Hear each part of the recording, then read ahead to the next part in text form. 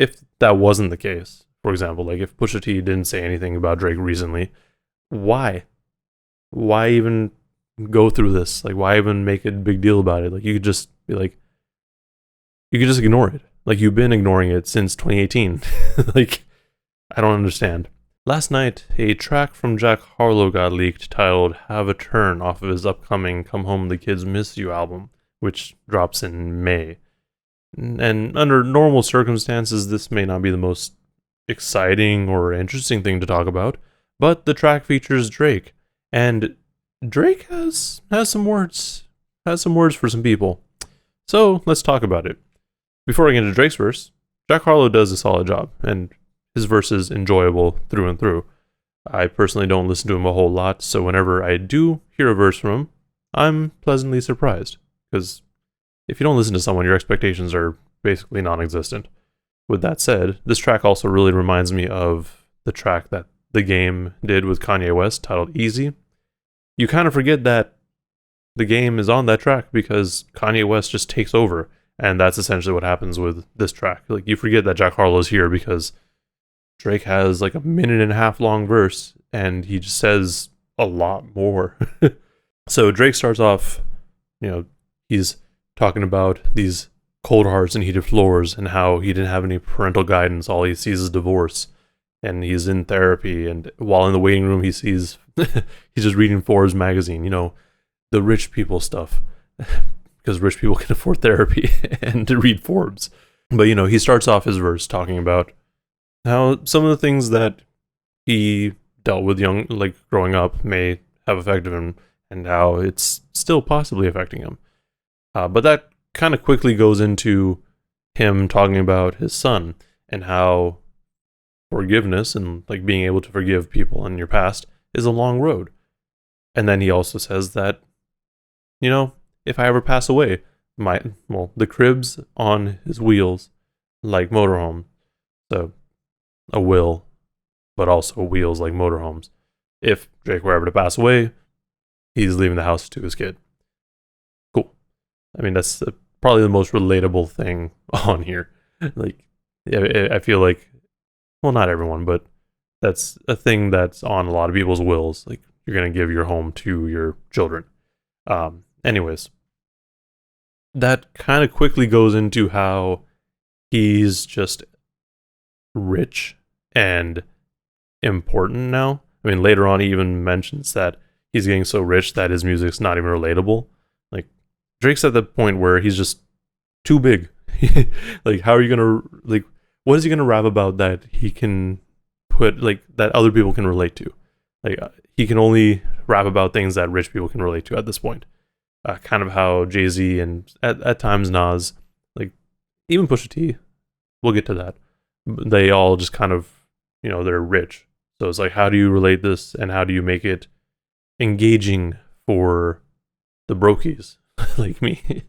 As he's going through, he's just talking about how he's got so much money and how he's got enough pull in the city to make them start throwing games. Like, he can, if it suits him, he can have the Raptors throw a game. You normal people can't do that. I can't go to the Warriors and be like, hey, let me throw this game. I need to win a bet. Like, no. I don't have, no one who has that sort of pull. That's insane.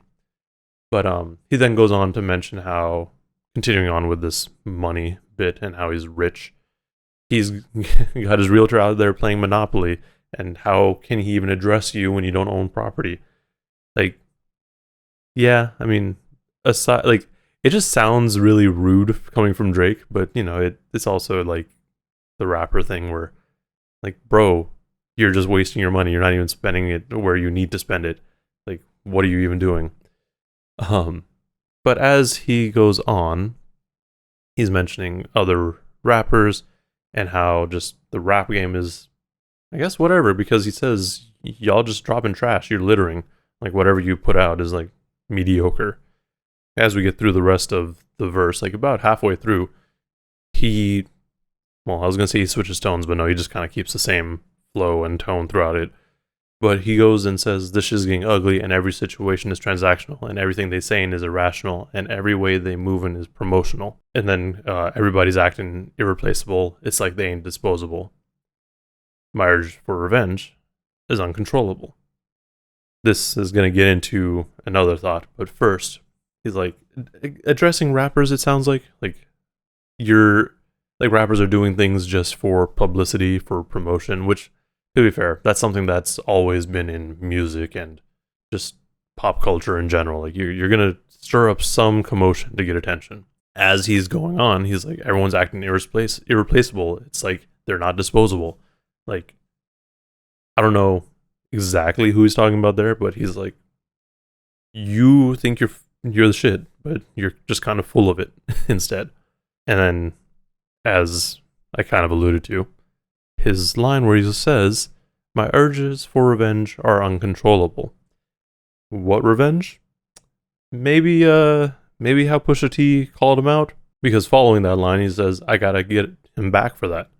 It's non-negotiable, it's not even debatable. And then he says the line where his music's not getting even relatable. But it's like, he's like, no, I need to get this off my chest. Like, this is bothering me. It's been around me for too long. Like, I need to say something. And like, he needs to respond. But then he goes on to say, I'm getting so rich, my music's not even relatable line. Which, yeah, you're right. And then I blow a head up, it's inflatable. That's cute. And, you know, like, the next line is just like, because, like, why would he mention it? Baby blue G-Class, I feel like a kid again. Maybe just, you know, reminding us and giving us hints as to who he's talking about. Because if he's feeling like a kid again and he's mentioned his kid on here, and it's like a baby blue G-Class, like, blue is typically the color that is, you know, like symbolizes boys. You know, he's probably talking about how Pusha T called him out and said, you are hiding a child. Because immediately after that, he says, praying on my downfall don't make you religious, man. All I hear is plug talk coming from the middleman. All I hear is tall tales coming from little men. So, praying on my downfall don't make you religious. This person praying could either be Kanye, which is possible. I feel like it's less likely just because they made up, and it's kind of weird at this point to continue throwing shots at Kanye. But it could also be a shot at Pusha T, because his brother No Malice doesn't do secular music anymore, and he's a man of God. So that's where my mind went. Because then all I hear is plug talk coming from the middleman. Plug talk being, you know, like pushing, like people who are the plug, like Pusha T is, and he's basically calling Pusha T a middleman, downplaying whatever he did. And by calling Pusha T a middleman, it's meant to be more of like a disrespectful thing, because it's like, oh, you weren't really in the streets, you weren't really with it, you were just a supplier essentially. And then all I hear is tall tales from little men. It's, I don't know how tall Pusha T is, but also like whenever you want to downplay somebody, you call them little, and because, oh, you dissed me, you are little, and I'm not going to say anything back to you, so I'm the bigger man. Because Pusha T, or Drake never officially responded to Pusha T after that, so he's like, I'm the bigger man, like, but also he kind of made himself the little man here because he said. But anyways, like, that's really the bit that was probably at Pusha T. There's also another line later on, Daytona's with the green faces, because Daytona, the album, but also it's a watch with a green face. Could be, I mean, you can probably really pull and be like, oh, well, the story added on, the cover of it had Drake in blackface with a green hoodie on, and that's where the green came from, and Daytona's the album that Pusha T made. But that's doing a lot. There's another line that could be thought of as a Pusha T reference, was with same ones that say you run the game when they're not even in it, the drug game. Pusha T, if we're to assume, was just a middleman and wasn't actually pushing, could be considered just to be on the sidelines. He wasn't actually in it. He was just around it, maybe. Like, he wasn't really about it. But also could just be talking about how other rappers just kind of say things in their lines and don't actually, or didn't actually live it, or don't actually mean it. Like, which is a trend that a lot of rappers are on right now. They're just gonna call people out on it. They're not gonna mention any names, but they'll mention it in their lines. And then the rest of the verse is really just him going back to how he's got money and he's gonna keep stacking his money and all that. But yeah, really the main lines were just that middle bit with praying on my downfall, don't make you religious, man. All I hear is block talk from middleman. All I hear is tall tales coming from little men. Which, yeah, I mean, it could be Pusha T, or it could just be him talking in general. The only reason everyone's kind of going like, oh no, he's talking about Pusha T, is because they never officially made up. You could very well argue that, well, I was going to say you could argue that this is a Kanye diss, but no, the only potential Kanye diss is the praying on my downfall, don't make you a religious, man. Because, you know, the plug talk, Kanye wasn't really in that, and Lil Men, I think it's likely to be more for Pusha T, but it's just interesting, like, why would you respond now, sort of thing? Because I don't think Pusha T ever really said anything after that directly at Drake, but he probably sent some subliminals that I probably ignored or missed. So entirely possible that Drake's like, nah, I gotta get this done. But it's just weird, like, if that wasn't the case, for example, like if Pusha T didn't say anything about Drake recently, why even go through this? Like, why even make a big deal about it? Like, you could just be like, you could just ignore it. Like, you've been ignoring it since 2018. Like, I don't understand. But I think that's really all I have to say about it. I mean, Drake's verse was cool. I mean, again, I'm not super big on Drake, so I expect, again, almost nothing.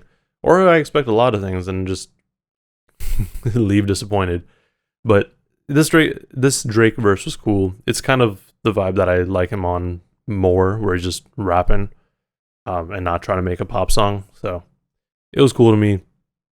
I don't think there's a whole lot to really pull as far as disses, because it's just a line or two, you know, like there's like little jabs here and there, but nothing just straight up, nothing as impactful as you're hiding a child. Like, that's not where he's at. And I don't think that's where he's going to be. Like, it doesn't seem like he's going to go that route. He's just going to keep dropping subliminals until him and Pusha T eventually make up. But that's all I got. Let me know what y'all thought about this track, and if we're all just like trying to find a reason for them to have a beef, or if it's actually going through and this is actually at Pusha T. Also, like and subscribe if you want to see more content like this. Thank you for watching, and please stay safe out there.